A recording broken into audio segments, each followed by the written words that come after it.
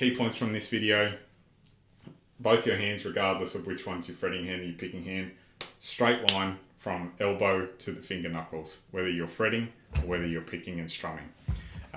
The other thing is you want your instrument set up nicely. So if you've just bought a new guitar, go to your favorite luthier, get it set up.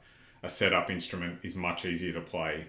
One that you've got fresh out of the store, the action, so how far the string's away from the neck, will be difficult. The intonation of the instrument might not be 100%. You need, if you don't know how to do it yourself, which I don't know how to do it myself, I have learned a little bit about it, but I always go to someone else who I trust and who I know what they're doing to get the instrument set up. That's paramount, right? It's not just you, it's also your instrument. When you're fretting, regardless of what you're fretting, whether that's full chords or single notes,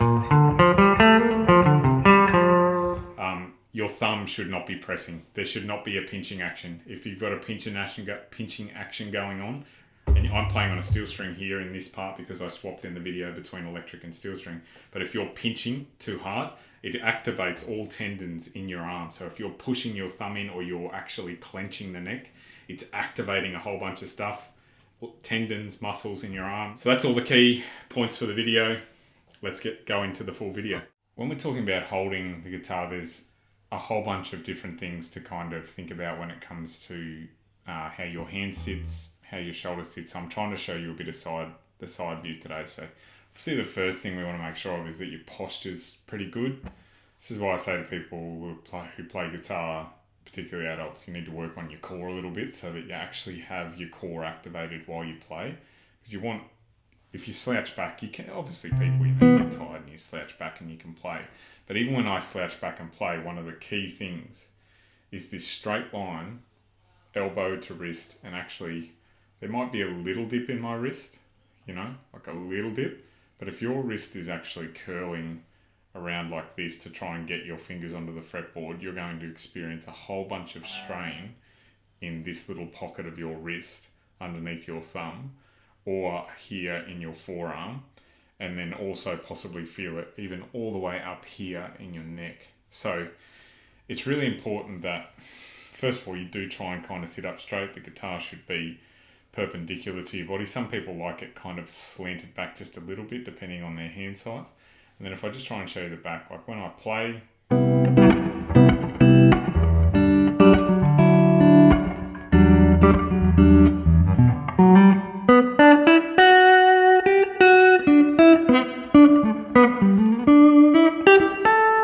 you can see that regardless of where I go, and then I know you can't see the front view and what I'm doing on the front.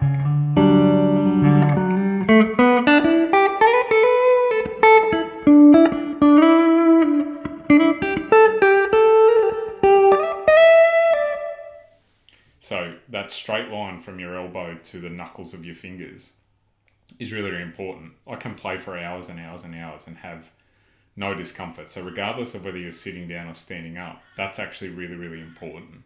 And if you're playing,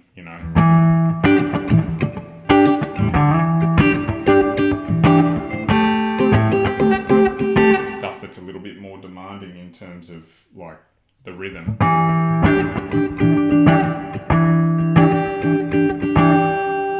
actual power of that probably comes more from your right hand than it does your left hand, but it's hard not to feel like you need both hands to be clenched. But the truth is, the more you can relax and remember to breathe while you're playing, the less we breathe, the more muscles tense. So you really, really want to try and keep breathing while you're playing. You want this nice straight line. Picture, as my vocal teacher Lee Carriage used to say, picture that you're a marionette and there's a piece of string on top of your head and you're trying to pull your head and your spine up straight, and then that will activate your core, and move forward a little bit in your hips, activate your core and be nice and straight.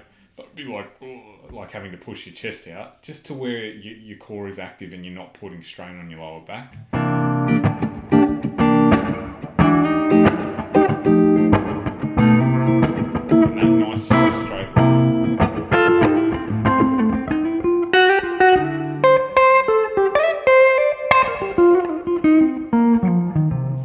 So no matter what you're doing, whether you're playing single lines or chords, you really want to be trying to maintain that nice 90-degree angle, if your wrist is too far down, you'll start to actually activate a whole bunch of tendons around your elbow, and you'll start to feel strain all the way up to your shoulder and into your back. So as much as you can. And then a lot of people, like when they first start out, this is another thing about guitar, is when you buy a guitar, it's not really set up most of the time, or the setup that they might do in store is actually very kind of quick, fast and dirty.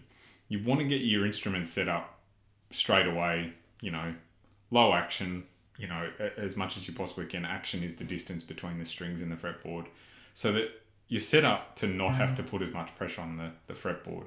As soon as you have to put a lot of pressure in, you can't really help but kind of push with your thumb, and that's the worst thing you can do, because your thumb is connected to a whole bunch of tendons in your wrist that again activate a whole bunch of things in your elbow, shoulder, neck, and over time you'll start to feel a lot of tension in your neck, particularly if you also have a desk job when you're not playing music. So I can play a lot of stuff without my thumb even. I'll see if I can get the camera angle of this. Got my thumb in.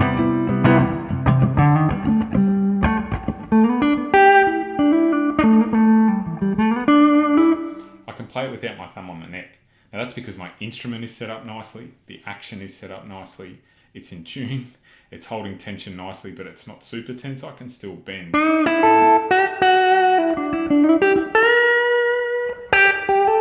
So that's the first thing. Straight line, 90 degrees, nice and straight.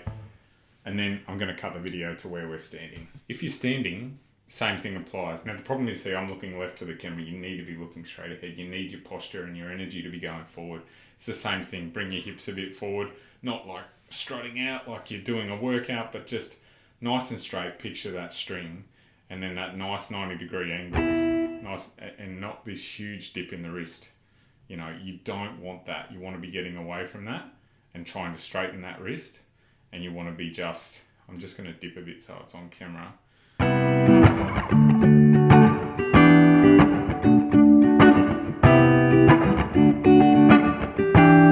So that your posture's nice and straight, and you want a bit of bounce in your knees, because you don't want to lock your knees out either, because any kind of tension anywhere in your body is going to start to feed into muscle fatigue, and you're not going to be able to play for more than 15-20 minutes without pain. So you really want that nice straight line from the knuckles on your fingers to your elbow as much as you possibly can. And you don't really need to push, you shouldn't need to push with your thumb too much. Now I'm also going to swap over to an acoustic right now, so that you can see that it actually transfers across instruments. If you have an instrument set up well, it doesn't matter whether it's steel string, which is actually possibly the most difficult of the instruments to play if you're a beginner, so I would hesitate that. Stick with an electric or a nylon until you get good calluses and strength in your fingers. So I'll swap over to the acoustic, and you can see how the same thing applies even with a different neck size, different type of instrument. So we're back with the acoustic, and the same thing applies, right? Even though this has got a bigger neck, same thing applies, that straight line, and you want to be bending your fingers around to get that. You want to get your fingers kind of curling around from your knuckle. You really just want that nice straight line. You want a little bit of bend in your knees, you want straight lower back and your hips forward. Whether you're playing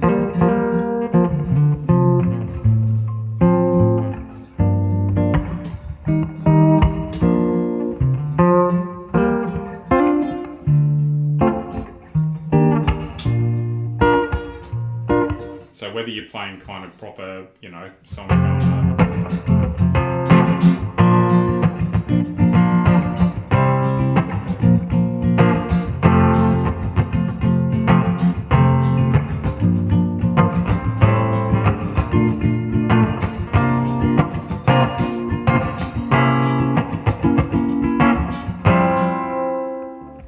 So no matter where you are, you really want to be keeping that straight back, 90 degrees, no matter what the instrument is. The instrument needs to be set up nicely so that that tension doesn't need to be much to get a nice clean note. And then your right hand, where your right hand sits, is also a little bit of, you know, contentious for people. But really what you're looking for on your right hand, if I go in the right way, on the acoustic, I kind of rest my elbow there unless I'm doing it. And I can play with a pick if you want.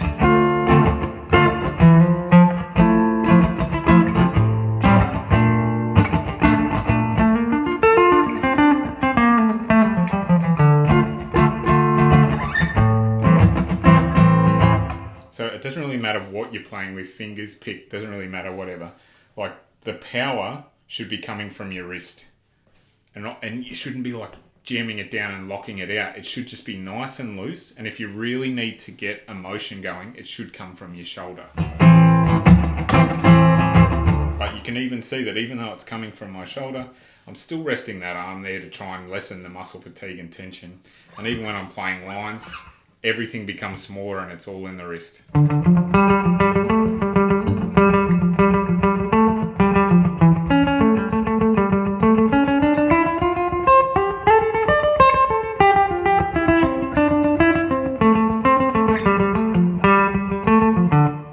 So regardless of what I'm playing, whether it's single notes, whether it's an acoustic, whether it's an electric,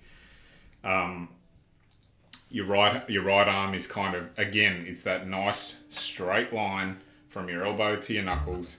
And then with the picking hand, there's all different ways to hold your pick. So don't take mine as gospel, but I've worked at this. I used to actually hold the pick like this and play like that.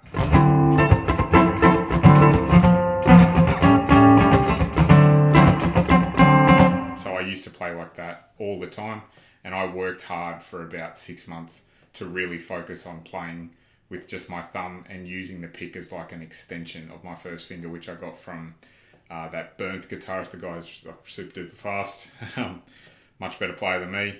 And like, yeah, I'm not gripping this like the world is about to end, and I'm not sitting there loose and saggy. I'm in between. The thumb's the thing that's holding it in place. That pick can just sit there. It's kind of stuck to my finger. Just because of the oils in your skin and the Tortex, sorry. So that's how I hold the pick, but there are all sorts of different ways to hold the pick. Find what works for you. The main thing is don't be tense. The tenser you are, you can see the muscles in my arm I'm not that muscular, but because I'm lean, you can see the muscles activate or relax. You can see that, right? So the tenser you are, that's going to feed up to your neck. So you really want to be relaxed as much as you possibly can, which will also allow you to feed into kind of dynamics if you want to get softer or you want to get louder.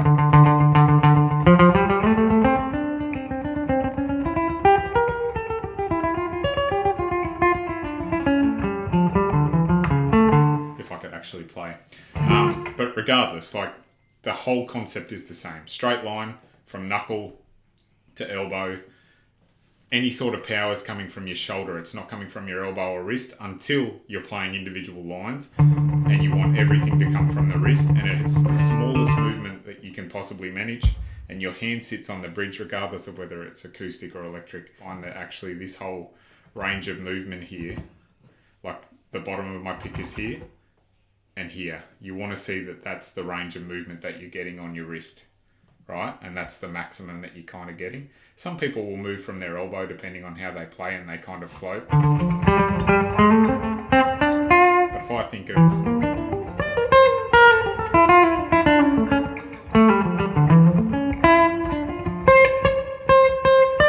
about how I play, most of the time my hand is kind of sitting on the bridge without muting, obviously without this kind of muting happening. And if I want to play the low strings, my right hand sits back. So that's right hand technique, left hand technique, the exact same thing. Elbow to knuckles, your hands are doing all the kind of bending, and your movement is coming from your wrist with your right hand until you need to get big. And if you need to get big and powerful, you really want to spank your strat or whatever it is, that doesn't come from your elbow. It should come from your shoulder. You should loosen up, and you want to get this nice kind of oval action.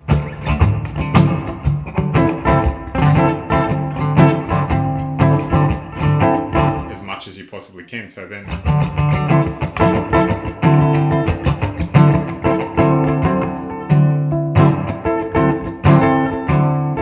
as much as you possibly can, you're getting power through the strum up and down. If I slow it down so that you can really see that my oval is like super duper small, but it's not this, it's not up and down like this from my elbow, because there's no flow to that. There's a flow to a nice circular oval fashion. So I hope that gives you enough to go off in terms of like how to hold the guitar when you sit or stand, where the angles should be. So where you're like, you shouldn't be playing with straight arms, you shouldn't be playing with kind of pent up arms. but you should be kind of getting that nice kind of almost 90 degrees from your elbow to your finger knuckles on both hands. And then where you sit your hand is completely individual. Find what works. I'm telling you what works for me. You have to work at what works for you. And I'll do another video around like picking technique. It's separate because I just wanted this to be about how you hold the guitar when you sit and stand, and how your arms should be placed and how you should hold your body. So we'll close that off there. Like and subscribe. Hope this video helped you out.